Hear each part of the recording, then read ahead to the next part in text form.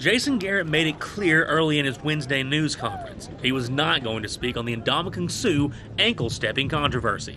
Yeah, no real reaction. Again, we're focused on ourselves.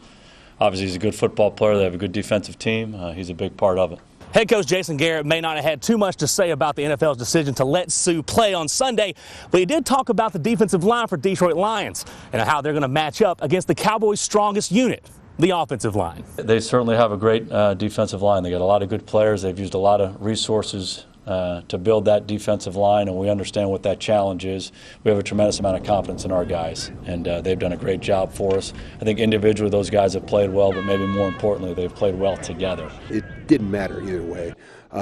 They have a lot of great players on their defense, and would have been fine without them, but are also, that much better with him on that team. He's obviously a great player. We got a chance to play him last year a little bit, so we'll go back and watch that and watch the film of what he's done this year as well. It's a matchup which will also put pressure on the wide receivers to get open quicker for Tony Romo. We've played teams with good fronts, and it's always going to have an effect on the game when the other team's defensive line is as good as theirs. It's been 5 years since the boys have been in the playoffs, and great line matchup or not, for the team's oldest player, there's only one outcome that will be worthwhile: a Super Bowl trophy.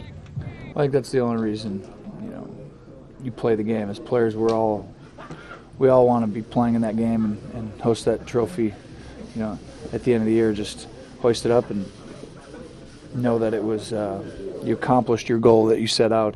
Up to this point, the Cowboys have silenced many of their preseason critics, going 12-4 and winning the NFC East. But without a win against Detroit on Sunday, all that regular season success will be all but forgotten.